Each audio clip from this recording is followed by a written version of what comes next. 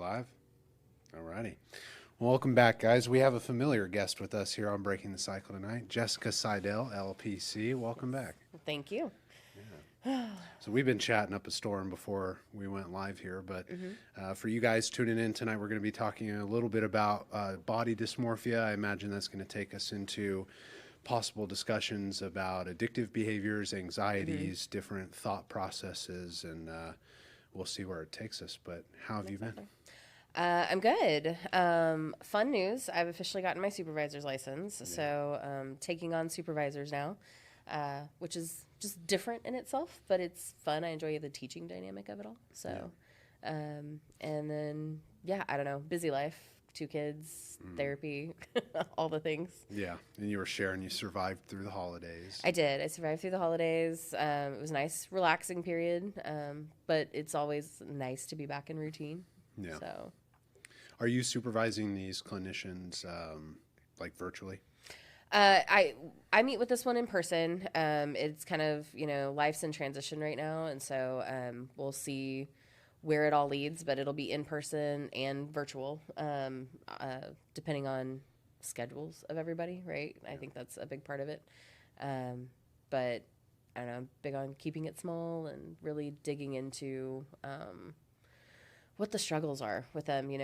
Part of becoming a supervisor was wanting to make sure that planning for the next generation of therapists and making sure they're good and quality, because we've all heard the horror stories of therapists that aren't. Yeah. So. And, and a lot of them, they could have had better supervision. Not wrong. Yeah. It's very rare you come across someone where it's like, this might be the wrong field, but most you see they're, it's monkey see, monkey do, right? Your supervisor is teaching you how to do this thing. And if it's harmful to a client, that could be... It gets traded on over and over and over again. Yeah. Yeah. And there's a lot of that kind of stuff, especially working with mental health, It's really just a matter of boundaries. Yes. Yeah. I mean, you're going to find it in any industry, I think, really, just depending on standards. And so, yeah. Yeah. Yeah. Gotta make sure that we're bringing up some healthy young clinicians. Yes. Yeah. So that we do more good than harm moving forward. Yeah. So. Well, speaking of doing some good, you had mentioned that you had some experience with clients who maybe struggle with some body dysmorphia, and maybe some of our listeners would benefit from a discussion and a deep dive into just kind of how do these things originate, what does it look like, how do we treat it, what does it feel like, and we can kick it around a little bit today.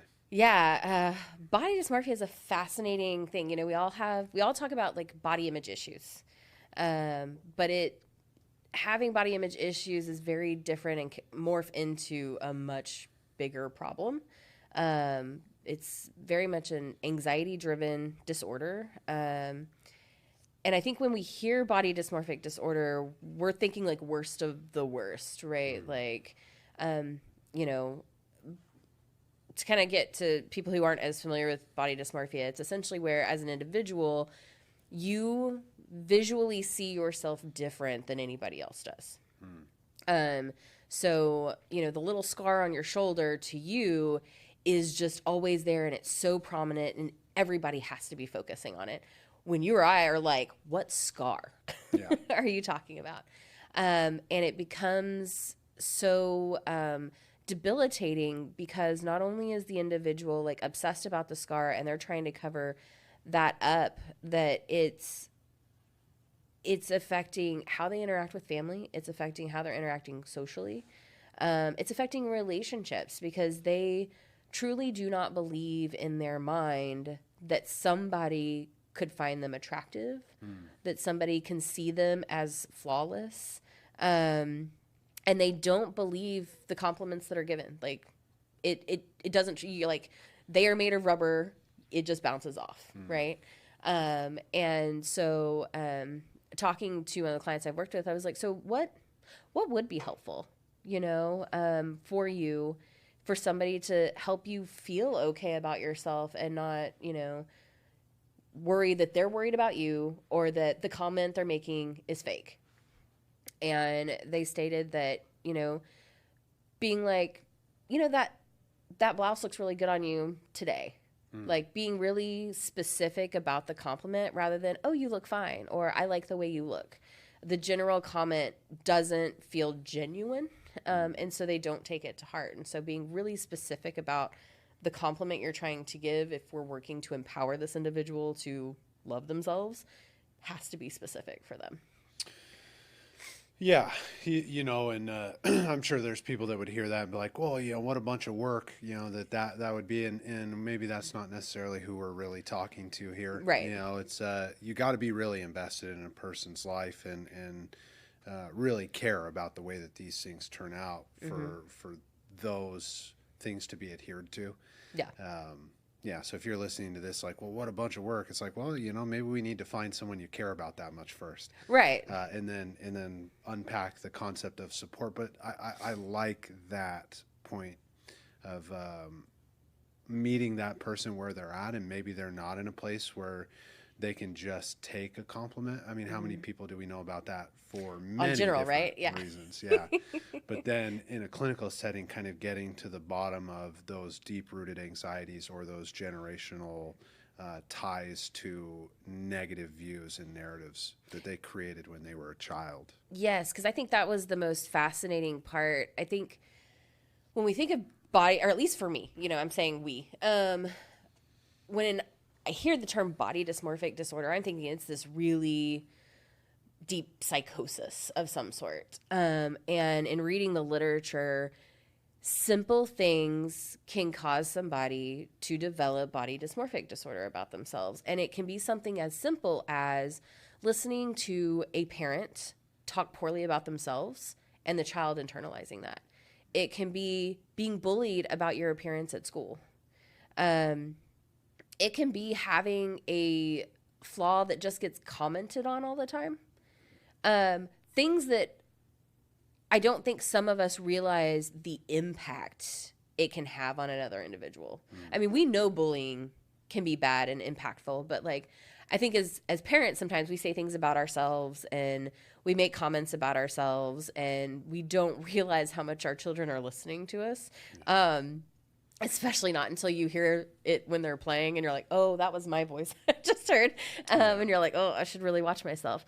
And so it's, you know, in working with the client, it's been interesting to see how much they have felt heard and understood as we've gone through this curriculum, working through this process. Yeah.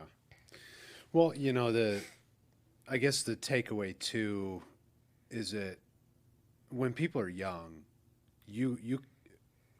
how would I want to put this? When we grow up, we don't often remember that, like, when we were kids, we created narratives in our head about everything. We 100%. Had stories that no one else would have known were that elaborate in our mind, and that is always happening for a child. They will create a whole story around the smallest behaviors. Yes. Right? So it's like when you're engaged in things that aren't exactly healthy and could be destructive or could be hurtful, it's like, well, you know, there's some leeway. I always tell, like, the parents I work with, it's like baseball. 3 out of 10, if you get it right 3 out of 10 times, you're a legend, because it means you're also trying. Right? Yes. Oh, yes. And for those who aren't trying, not only are they going to miss out on things, but they are gonna face a world of hurt when those kids are adults, and those kids who become adults are going to have some things to process through, and we'll see which ones are resilient enough to do that, and which ones are going to have a little bit of a more challenging road. But the support seems to be there more and more and more over the years. Like, you know, even coming from California to Texas, the support here is much more progressed than I thought it would have been. It's being fair. A California therapist. That's a common theme here in Texas. I'll give you that. It's growing, and I think it's growing all over the nation. People want the support. They're a little bit more aware. So, you know, I think we'll find more resilience around this kind of stuff. But it is fascinating that you're opening that doorway in the discussion of, like, these anxieties and the ways people view their body. And it's not just, oh, well, I just don't feel like I'm taking the best care of myself this week. It's like, this is deep rooted. This Way is not deeper. new. Yeah. Yeah. These are individuals who will spend hours, in the mirror staring at themselves, looking at that one imperfection or picking at it or trying to use makeup to cover it up, because what they see in the mirror is not what you and I see in the mirror. And it becomes dysfunctional, obviously, because the time it spends, you know, as it progresses, like if it's not interrupted, right, at some point with professional help, it progresses into really dangerous behavior. And this is where you see like suicidal ideation start to pop up. You see extreme forms of plastic surgery will start to pop up. Body mutilation will start to pop up. And so it's one of those, as simply as it starts, it can morph into something very dangerous. Super dangerous. You know, I don't mean to smile when I say this, but like, you know, significant Botox, you know, when people, you're putting like these plastics and stuff in your face that they're gonna not only stay there forever, but they move around. That is like so gross to me. Yeah, like I think about it, and I don't mean to make fun, right? Because, you know, we're therapists, right? And we want to have a sensitive conversation. But at the same time, it's like there are some lines on this stuff that you should be aware that you can be treated. We can support you. And you stand a much better chance of doing that verbally, talking through things, and trying to physically change this stuff, because people are running into all kinds of significant side effects. Yeah, and because in trying to treat the one issue, you're never really happy. It never really gets fixed, and that's why it just continues to spiral. Just like any anxiety that's not treated, right? It will spiral out of control really quick, and you end up having panic attacks and or slipping into really severe depressions as it goes unresolved, and other behaviors. And so being able to step by step go through the workbook I'm utilizing and work with a client and helping truly define what body dysmorphic disorder is, how it has developed, and getting their feedback of like yes, 100%, this is what it is, and how seen they have felt through this process, when I don't think anybody has ever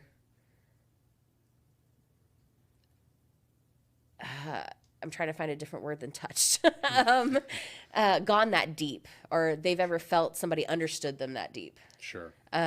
Before. And it's that process right there of the minute they can feel like somebody gets what I feel, that the true therapeutic relationship starts and the transformation can happen. You mentioned a specific workbook that you're utilizing. You know, really good question. I didn't look it up. It's a clinical something institute, and it's a body dysmorphic disorder. It's got 7 modules to it.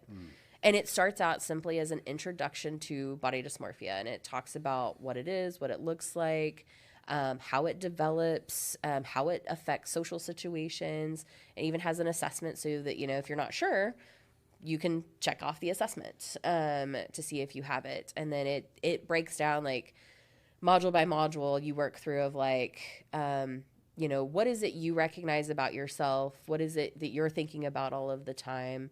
How do you focus on it? And then it brings you into, and it defines body image versus I forget the other word it uses, but how body image is how we see ourselves. It's not necessarily truly who we are. Yeah. And what we look like. Yeah. I would imagine maybe some distinction between the image and our felt sense of identity or something along those lines, if I had to guess. Yes. No, that's exactly like how it defines it. Because I think that's a key part in helping the client differentiate it and separate it from the identity piece of who they are. Yeah. And it works through, and you start to help develop coping skills and coping mechanisms with it. And then it's got a whole like recovery plan of like for,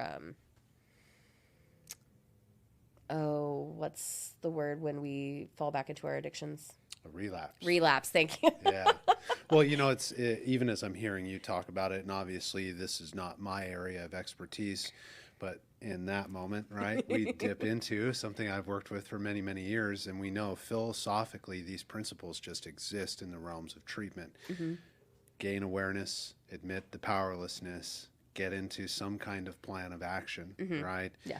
And it's okay to slip up, but staying on top of these things and knowing whether or not you really what your problem looks like, and having that understanding so that when you trip and fall, you gain that new understanding of like, oh, okay. Yeah.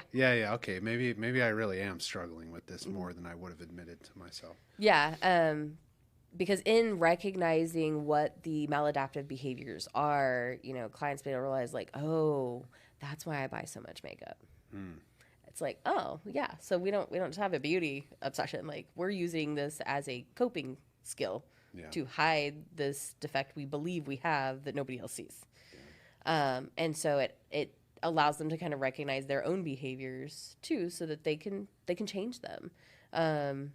Because, you know, I don't think any of us want to dislike ourselves all the time. And so being able to find ways to move forward, you know, and in today where, you know, I remember growing up, it was always like, oh, you know, it's in the tabloids or it's the magazine or it's the Cosmopolitan magazine, like, you know, these unrealistic body images. I'm like, that was nothing compared to what we have nowadays between filters and AI and all of the things we can do with body images on the internet that comparisons start with. Yeah, there it is a battlefield out there for these kids. When I see this stuff on social media, there's a lot of different aspects. Where like sometimes like the little YouTube shorts will pop up, and it's just like, what are we allowing these kids to like take into their minds? Just random, weird, odd things that are. I'm listening to it as an adult of like, it's entertaining, but that's clearly not true, you know, or just stuff like that. So it's like, then you dip into like, well, clearly human beings don't look like that. I've been on this earth for a long time, and these AI generated photos is like, I always crack up. It's like, Mom, I know you don't look like this. Yeah, when exactly. she changes her Facebook profile page or something. I love her to death, but it's like, that's not my mother. Yes, we are built to be just a little bit vain sometimes. And in today's society where a lot of us feel like perfection is required to be accepted, it's really easy to slip into an ideal space of what we think pretty is. Yeah. I imagine too, there's a million different veins that we could go in the conversation of body dysmorphia, but there's equal parts perfection, anxieties, worries about the future. Am I always going to feel like I look this way? Which, think about that sentence for a moment. Am I always going to feel... It's that always, right? Yeah. Or like the unmanageability of it too, right? Not only do you not necessarily have control of the way that you're thinking about it, but the way that you're thinking about it isn't going to lead to any solution. Right. And that's what we want to maybe help people unpack. I would imagine the day-to-day when you're walking with these things, it's like, how do we create those subtle shifts so that we don't have to shame the way you've been thinking about yourself, but give you the proper route to not think about yourself in those ways? Yes. And that gets to be some of the biggest challenges when the cause for the body dysmorphia has been bullying for the way they look. Because in this instance, like that's what they've struggled with. And so the thought process goes through like, well, people don't like the way that they look, and so they're not going to be my friend because I look this way. And you're like, well, where's the evidence? Here's my evidence, right? Like, that's one of the things we talk about when we're challenging these negative thoughts is like, find the evidence. Well, they have the evidence. They've had the bullying behaviors. They've had people tell them these things. And so how else do we try and challenge that? And so that's kind of what we have to work through in this process of like, okay, what are other ways we can tell that thought it's not true? Yeah. Well, let me toss this out there and see what you think. It's like, in any situation where we're stepping in for support, where we want to find the evidence to challenge the way that we're thinking, we want to be careful in the ways in which other people have behaved, not to throw the baby out with the bathwater, right? So if I walk into a scenario and someone has told me, something like they've tried to degrade me in some way or defame me or talk crap about the way that I look, that has nothing to do with, let's say that I met that person at a Jack in the Box. that has nothing to do with the establishment of Jack in the Box. No. Even though that's maybe one of their clientele, it just may mean I ran into the wrong person at the wrong time at this Jack in the Box. And like our producer was saying before the show started, I like their curly fries. You know? Yeah. Shout out to Gabe back there. But yeah, like, yeah, then that's the additional challenge on top of it, right? Like we talk about sources of information, you know, what's a reliable source of information when we're looking for evidence of things. Yeah. And so, yeah, it just, diving into, it's just been a really fascinating, topic to work on, with clients, moving forward. I want to pause on that point because this is something I'm passionate about in life too, especially with like aspects of when I do the work with the family disease of alcoholism. Anybody who is going to put you down, talk down to you, treat you poorly, we not only do we want really strong boundaries with that person, but it says more about their behaviors than it says about your attempts at doing the right thing. Now, you may have made some mistakes, right? It's like when I work with a client, it's like you may have made some mistakes in your life. You probably made a lot of them. You may have even been rotten. But at the point in which you're willing to be honest and humble yourself to go and maybe make amends or to clean things up, and people then, right, mistreat you there, we don't need to lash out. We don't need to get up in arms about it, and we don't need to create any more problems. We just need to protect ourselves, right, and not take those things to heart. And it's that gray area of realizing, right, hurt people, we continue to hurt people until we've done our work, right? This is why maybe we were hurting them in the first place, right? So it's like when we can learn to separate those things, we can think of it less. And that point we're highlighting in the beginning of throwing the baby out with the bathwater. I've got the evidence. See, this isn't going to work for me. Versus, let me look at the gray area that I was flawed and imperfect in the ways that I was thinking about these things, but there is redemption for me, and this is the path. Even though somebody else might have said I don't deserve that redemption, thank God it's not up to them. Right. Which, with this new generation, I should say, I was like, I guess we're in Gen Z now, if we're talking like middle school. Is that, we've gotten to the end of the alphabet, is that? Yeah, I was like, Gen Z's the next one. I was like, I was millennial, well, zennial, but, and I was like, because it might be Gen Alpha. I was like, I don't remember where the line is anymore. Anyway. That's the next one. So it's Gen Z, then Gen Alpha. Then Gen Alpha. Yeah. And so what's been interesting in working with these kiddos is that social dynamics have completely changed. Yeah. To the point that I don't want to say bullying has become normative, but like when I've talked with clients, it's like, oh, well, you know, da-da-da, da-da. And I was like, and they're your friends? Well, yeah. Why would you let your friend talk to you that way? Like, we accept the fact that like our friends are mean. And I'm like, why? And this is part of what I'm working with this client is like, but let's talk about what it means to be a friend. And so even having to dip into some of that aspect to challenge these thought processes is like, well, what does it mean to be a friend to you? And would you treat people that way? And because it doesn't sound like you enjoy being treated that way. And so how should we be treating each other differently? And how can we set those boundaries, like you said, with our friends and how they talk to us? It's just, yeah, I mean, I've been shocked. I've been like, I wouldn't be friends with anybody who talked to me that way. Yeah.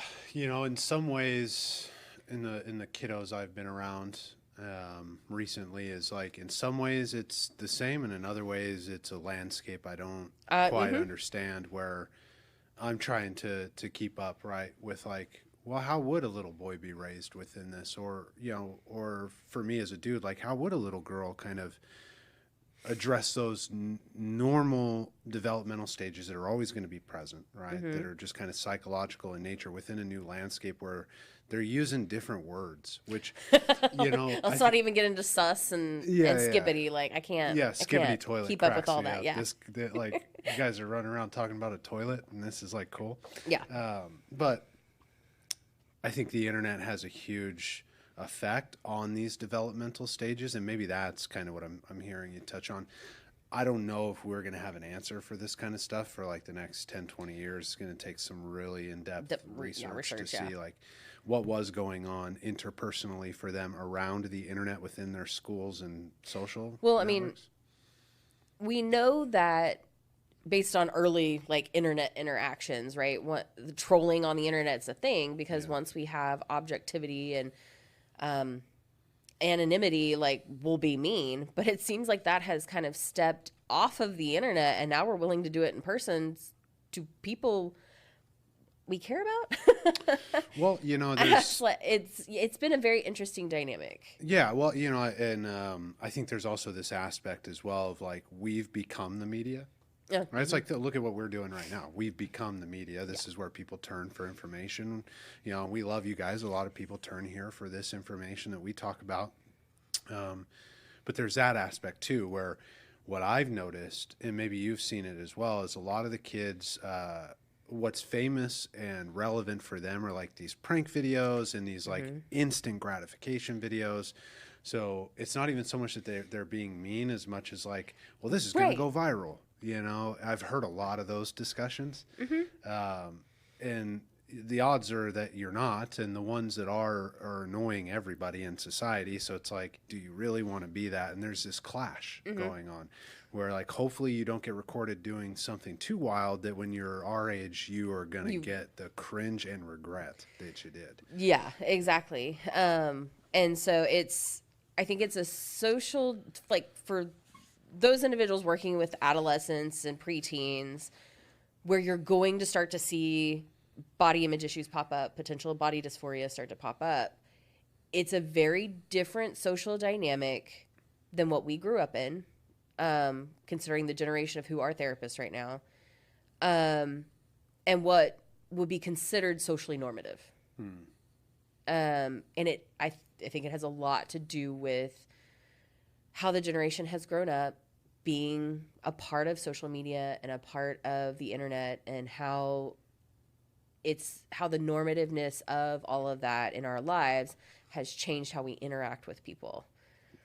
So, yeah, you know, and this might just be conjecture, right? But I was talking with my significant other the other day, and I was saying, you know, I think one of the observable shifts in the way that young people are being impacted is like when you and I were a kid, X-rated was like, oh my God. You weren't watching that. They held hands, like skin on skin held hands, right? X-rated now is like, holy smokes. PG-13 is like, whoa, this is wild stuff. Like true. And I'm, you know, I joke, but it's like, I mean, you're not PG-13 wrong. today is like sex scenes. When we were a kid, that would have is been rated beyond. X. That's like you got to go to where those weirdos are walking into the basement to buy those weird DVDs and VHSs. You laugh, but it's not wrong. but yeah, I mean, that's an issue that's coming up more and more and more. Yeah. Because I mean, my husband have had multiple conversations of like, I mean, I know we're watching this, but should she be watching this with us? Because it's, you know, we're older. It's something we've grown into, but that doesn't mean it's always appropriate for our children to be watching it. Yeah. Because desensitization is a thing. Normalization is a thing. And if it's something that we see all the time, we assume it's just normal behavior and it's okay. And we don't realize that it has potential dysfunction to it. Yeah. Yeah. I mean, it's like, well, here's a big one. And I'll go on the record and kind of state this one now that maybe 10, 15 years we'll look back and be like, hey, remember when we had this conversation on the show? Probably. Sex addiction is a real thing in our society that is extremely rampant, and just the increases in people's willingness to do that type of work. I will plant this seed for those who may come across this.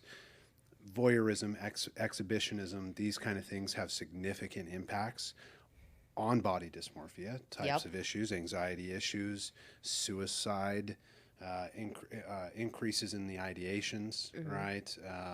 Substance use is a huge one, by over 100% in these populations. Sometimes it gets so astronomical in the empirical evidence that it's off of a scale that we can really track, because so many people become affected within, I guess you would call it like a bottleneck, right? Yeah. Okay. It goes from like all of these people are kind of engaging in these somewhat destructive behaviors, and then all of a sudden, boom, Yeah. the consequences start to hit, and it becomes so astronomical that it gets really hard to track. Like, well, how many people are actually deeply affected by this? And that's when you see the bottleneck becomes so difficult to track that now it's permeated society. Does that sound familiar? It's like here we've arrived, Yeah. right? So it's unfortunate that that's kind of the state we found ourselves in. But I rest assured in that there seems to be an awareness rising Right. on all of these things, and maybe these two issues of like support that people want to provide and be a part of, and the issues that people are struggling with can meet and I don't know, calm down. Yeah, I was like, heal. Yeah, heal. Right. But you know, I don't know if I'm too far out in some of these things, but like I'm pretty sure. Sometimes I feel like I'm going nuts. Like, is anyone else seeing this? Like, this is pretty identifiably bad stuff. I think as clinicians we can see it because we have the foresight, is that, or hindsight, one of those two, because we recognize the pattern in the behavior. Right. Whereas those maybe even participating or the layperson doesn't realize the detrimental effect until they're too far gone. Yeah. And that's where I'll be curious. It'll be curious to see how that social interaction affects moving forward. Yeah. Yeah. Well, you know, and just in the sense of like what we know powerlessness does to people and societies, and yeah, it's not pretty stuff, you know. I think you know, it's interesting. I think society is kind of like we were talking about earlier, normalized in maybe chaotic kind of ways. What we're seeking to normalize in a balanced way in therapy, society has said, well, we just need to normalize this, and now everybody is like having sex on camera, you know? Right, but normalizing doesn't also make it like okay, which I think is like what they're looking for. Like, we'll just normalize it, and then nobody will think it's a problem, and we'll all be okay. And in reality, like, people are still being harmed in the process.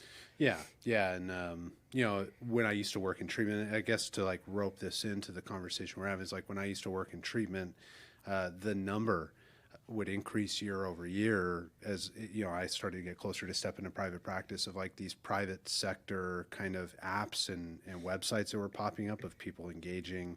And the number one issues coming up were things like eating disorders, body dysmorphia, and like really significant anxiety disorders.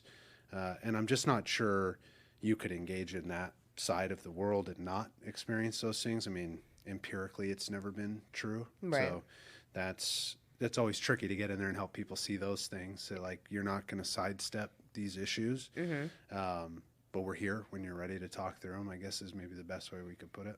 Pretty much, yeah. Because, I mean, I'll be honest, with the client presented as just struggling with anxiety. Yeah. It was only after deep conversations, several sessions, did we come to the conclusion that body dysmorphia is like what we're actually struggling with. Yeah. And so, you know, I think this is where it becomes important to ask deeper questions sometimes. Yeah. Especially when you're dealing with things like this, because they'd be like, well, I just don't like the way I look, or I don't, you know, and to kind of hone into that a little bit more. Yeah. Well, you know, and as long as you and I have been doing this, right, and sitting down with someone that I trust clinically, it's like you and I know there are deeper assessments that need to take place when we hear like those buzzwords of like, wait, let's slow this down for a moment. What do you mean by that, right? And so maybe we could plant this seed on both sides. It's like, if you're a clinician, right, you need to be asking some of these deeper questions of, well, how do you view yourself, and how are you feeling when we talk about it? And is this touchy for you right now? Have you ever experienced hopelessness around this kind of stuff? And, if you're interested as a clinician listening to this and you're wondering what some of those questions are, I'm sure you could go to either one of our websites and find information, but truly this information is out there everywhere. But if you're a client seeking a therapist, yes, you want to be able to sit with and tolerate long enough to see if your clinician is going to do these assessments. And I'm not sure how you would voice that to get the point across. So, okay. Yeah. So if you're a client looking for, maybe you recognize that you have body dysmorphia or whatever it is, but like anytime, I'm always advocate for people, like, you may have to shop for your therapist. Not every therapist is going to match what you are looking for. Take the time. Most of us offer a 15-minute consult just free on the phone. Think of your questions, ask all of your questions, do a couple of sessions. But like, if you don't feel like they're honing in on what you're struggling with, you may need another therapist. Yeah. Or if they don't have the proper specialization right off the bat. I think, like, if someone, let's say, is triggered into some of these long-standing childhood wounds that have cropped up through the process of giving birth, right? I would refer them to you versus, I have clients who are triggered to some of these things through the process of a long history of the family disease of addiction, right? And it's nuanced, the approaches. The problem kind of sounds the same, but there are different approaches to these things where one person, I would be recommending a 12-step program, and another person something entirely different for their treatment plan. And it's really nuanced. Yeah, because, I'm going to work with anxiety in a certain way than what, when I start to realize that the source of the anxiety, like, right, because like there's generalized anxiety that you can work with, and then there's like anxiety disorders, so to speak. And so like cognitive behavior therapy is very effective for body dysmorphic disorder, but like being able to have this curriculum to work through, can make the difference than just working off cognitive behavior therapy alone. Does that make sense? I guess is what I would say. Yeah, sometimes having a structured, especially, when I want to be gentle about this and charitable, but like when it's distorted thinking. Yes. Sometimes we need the structure of written guides, like this workbook that you've been referring to tonight, as we seek to, I think about it of like a small child, right? When they're like 4 to 5, they're going to be seeking that independence, where they need mom as a base. Right. Right. Yeah. And they kind of need dad as like, let's go crash into the world. And then when they crash into the world and smack their teeth a little bit, they need mom as a base. Care and right. And that's kind of one way I've always thought of like certain aspects of cognitive behavioral therapy, especially with aspects of like the written workbooks, is like, here's the base, the foundation. Go try the behavior. If you're confused or it wasn't quite working, you smacked your teeth a little bit, come back to the foundation, right? And that's where CBT with some of these distorted thinking aspects can be really helpful. Yes. Right. And so, just being mindful, I guess, in these things as a clinician, as somebody seeking out therapy, asking those questions of like, I think I have this. How would you work with that? You're not necessarily going to know all the right answers, but, you want to know it's somebody who has either worked with it before to some degree or has worked with that specific modality before, right? Like if you know that like cognitive behavior therapy or dialectical behavior therapy or whatever is going to work for it, does that therapist have experience working in that modality? Yeah. And I think in that way, going back to your thing about like how individuals can find the right clinician for these things, those are some simple questions you can start with to ask. Yeah. Yeah. Some good indicators too, and this isn't always, because there can be really young clinicians out there and they're just really good at working with these things. 100%. That's not also across the board too. So a good indicator if you're looking for somebody is how many years have they been working with these kind of things, or are they being supervised by someone who's been doing it for quite some time. Right. You can be reasonably sure if they're being supervised by someone who's done it for quite some time that you're in good hands. Yes. And that they're gonna, if they don't know how to treat you in the moment, what you can lean on is the therapeutic alliance, and they're going to go get the support and be able to help you. And that's just kind of the way of the world anyway. Yeah. Yeah. So. But, Yeah. Yeah. And you're going to be leading some young clinicians in how to do that. Yes. More and more over the years, I imagine. Yeah, hopefully so. And so I think that's also, a hesitation for anybody going into therapy is like, oh, well, you're just learning this, so you can't possibly help me. And it's all like, but they're also supervised, usually by somebody who's got extensive experience by the time they get around to this, with lots of training. And so looking at who their supervisor is can be very helpful. I would agree. Yeah. So, yeah. Because you want to make sure their supervisor has experience in the thing that you're struggling with too. Yeah, absolutely. Let's say somebody's tuning in tonight or finds this video later on and they're feeling hopeless around the way that they feel about their body, or just the way that they're feeling emotionally when they think about approaching some of this work. What do you think they need to hear tonight? I would say, like,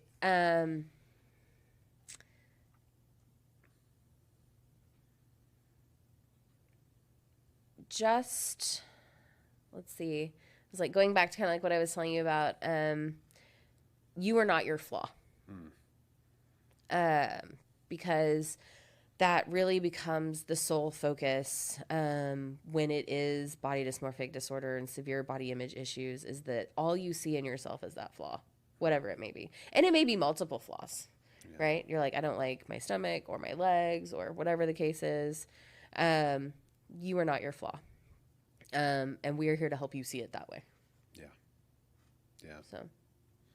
And hopefully we can stick with it in the process long enough that when you fall back into not believing those things, that to go back to your support and check the distorted thinking. And again, to be as charitable as possible, that's what's happening, right?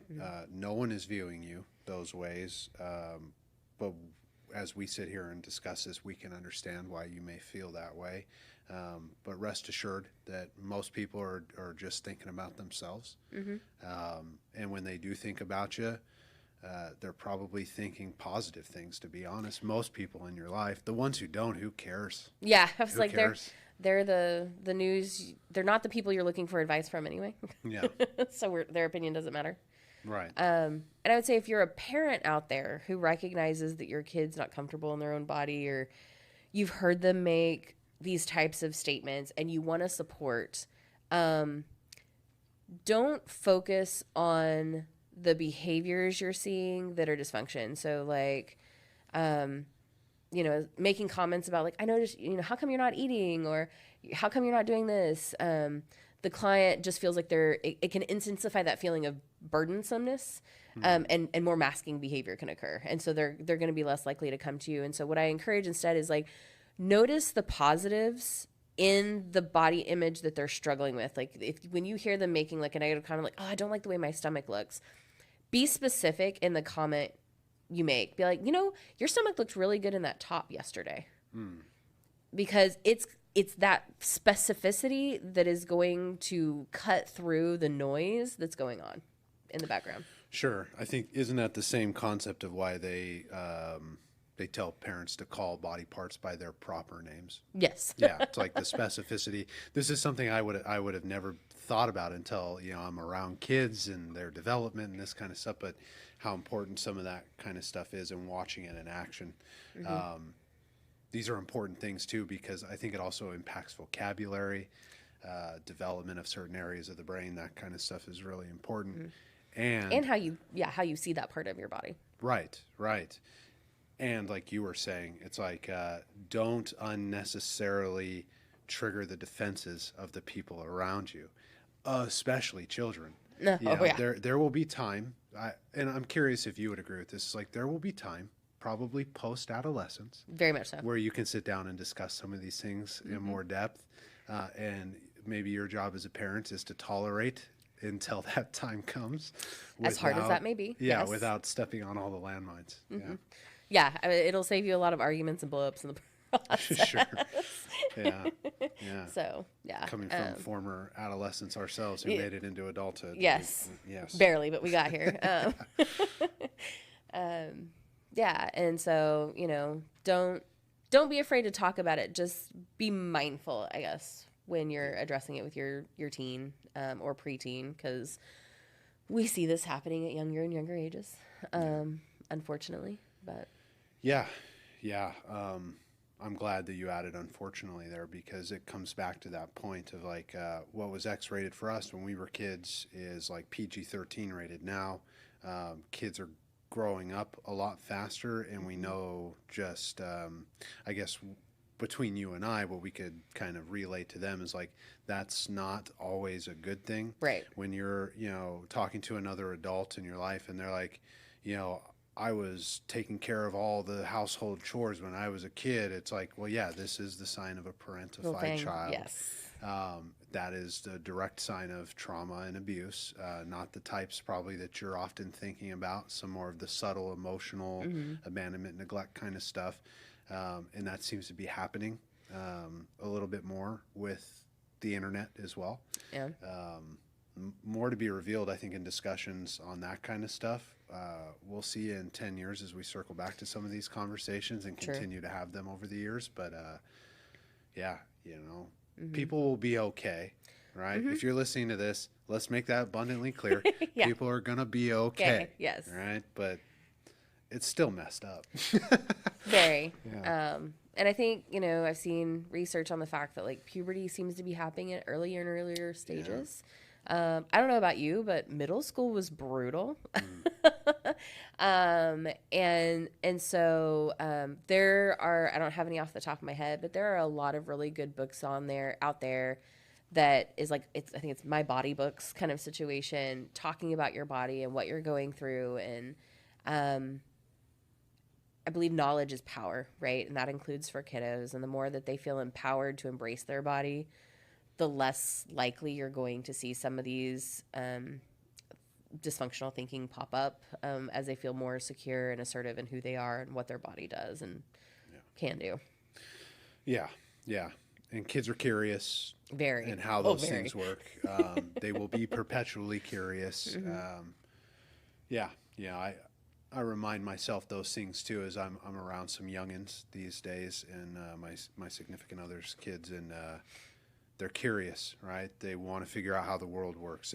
They ask questions. They're little scientists. Yeah, they're just looking, and it's fun to watch, and it reminds me to slow things down, to remember the stages of development and how these things work, and to normalize things in the proper ways while also trying to support as that process is protected for kids. It can be a very gentle process, but it can also be a really wild process, I imagine, for parents. And my heart goes out as I sit across from one. Yeah. Yes. I think parenting in this generation it's different. I think parenting in general is hard. Like, I'm not going to negate that at all. Doesn't matter if you were parenting kids in the 80s, the 50s, or today, parenting is hard. But the standards of parenting have changed. Yeah. In the 80s, you sent the kids outside, they went and played. Yeah, those kind of things aren't even safe anymore. No, I'd never in a million years would I let my kid just stay outside in the front yard. And that's kind of the thing. And so giving yourself mercy as a parent. You're not going to get it all right. You're not always going to say the right thing. Even to the teenager who's upset about their body, and you say the thing and you're like, you get the meltdown of like, you just don't get it, or you just don't understand. You missed it that day. You've always got tomorrow. Yeah. So. Redemption. Yes. I have a familiar question for you. Okay. I asked you So for those who are tuning in, Jess was our first guest ever that we brought on to Breaking the Cycle. I asked you a question then that I'm going to ask you again tonight, which is we built a mental health amusement park in 2024. We're going to be building another one in 2025. If you got to build a ride there, what would it be? What would you call it? What would it do? Maybe what would it look like? Oh, man.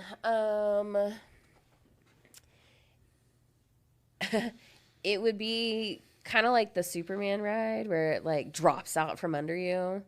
And it would be called Adolescence. Okay. Or maybe preteen, is that stage, you know, my daughter's 7, love her. But like it is a quick preview and she's only 7. Like you're not thinking, but like when we think about like body development, mental development, like when we hit 8, morals really start to come in, friendships really start to become important.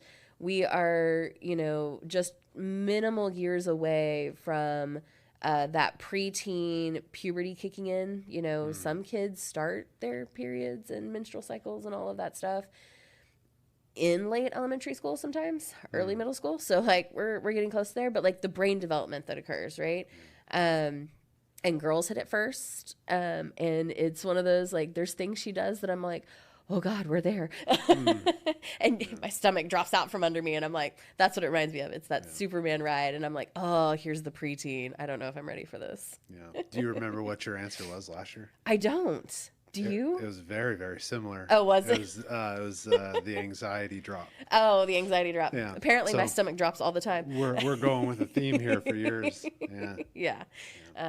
So I probably also like my least favorite ride in the theme park, but the most exhilarating one too. Yeah. Well, I've never been a fan of those because you have to go so high. Heights, no thanks. Oh, really? Oh, I love parasailing. So like, no, I mean, I do now. Like initially I was like, sure, let's give it a try. And like you're going up and up and up and you're like, this may not have been the greatest idea. So you're like literally hanging from like suspension. Like there's nothing other than a parachute over you. But it's, I don't know. My favorite part is like you get up there and there's just the gorgeous view right before the absolute terror of being dropped to the bottom of the floor. Yeah. Yeah. For those who've gone out that way, it's like, oh, this is beautiful. Oh my God. Yeah. That's not how I want to go. I'll pass on all that. Okay. Yeah. But thank you for coming back on, Jessica Seidel, LPC. We will have Jessica on again at some point in the not too distant future. I'm sure of it. Yeah. And we'll tackle again some difficult conversations. Yes, we will. Any last words that you would share with the audience? I don't know. You're all beautiful in your own way.